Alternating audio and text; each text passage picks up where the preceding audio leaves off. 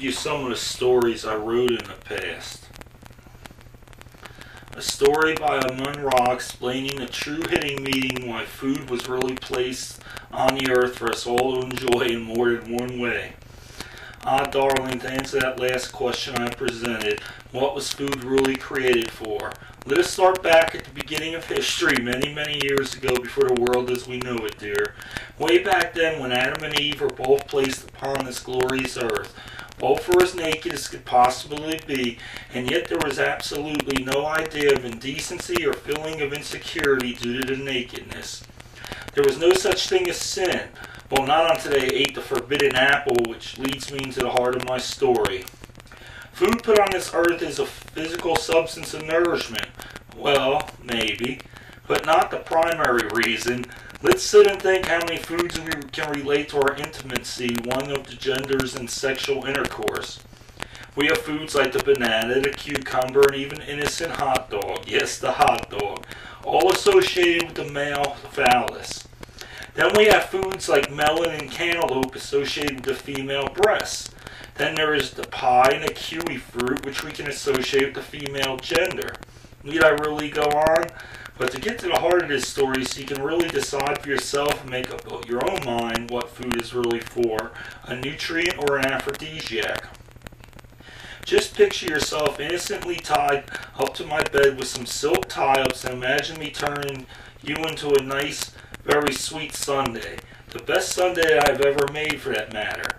As I slowly apply some whipped cream to your breast while kissing you like you've never been kissed before in the heat of passion. I then top off the whipped cream with a candied cherry. Sounds quite innocent on first until I start to slowly nibble down on your sensitive neck or on downward till I slowly begin to lick the whipped cream off you and finally eating the cherry as I gently bite on your erect nipples in the process. I then trace a thin line of whipped cream from between your aroused breast, down your stomach, past your belly button, on down to your sweet, wet, juicy spot nestled between your luscious legs. I slowly work my eager mouth slowly down your body, following the trail of whipped cream that I've left as I proceed to go lower and lower, with you dying in anticipation for me to get to the bottom of the line I have made.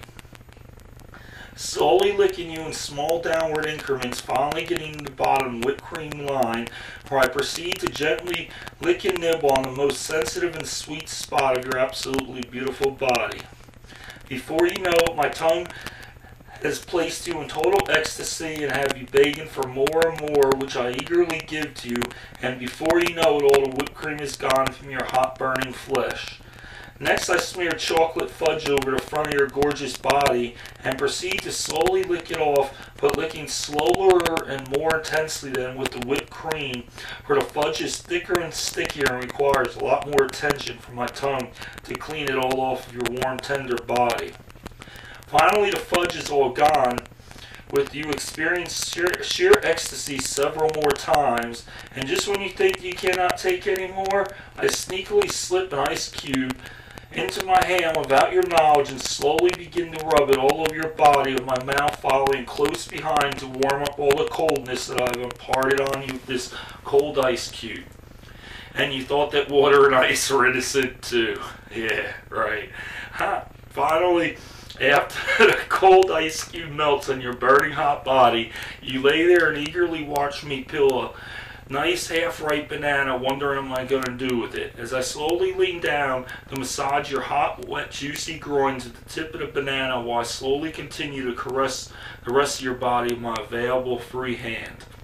As you watch, I stop for a minute and bite off the end of the banana that I was using to softly fondle you with while continuing to rub you just in the right way with the banana, and that is just a little bit shorter. Finally, after the rest of the banana is devoured by me along with your sweet juices, I lean down slowly, placing my head between your beautiful spread legs, burying my face deep within your hotness, trying to lick up any remnants of any food left behind, especially your sweet cream. But we both know the reason I'm doing this, and that is to lap up all your sweet, pleasant juices that no other food can compare to.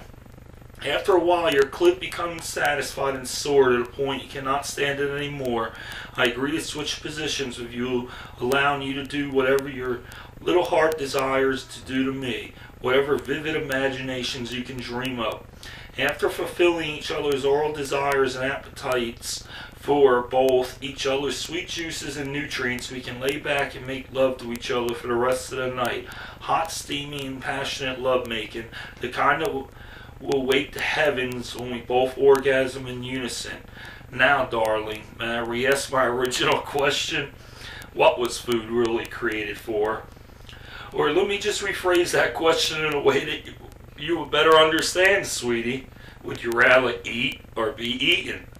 I think that I now know the true answer to that one, dear, and I'm sure you do too. Love, Richard.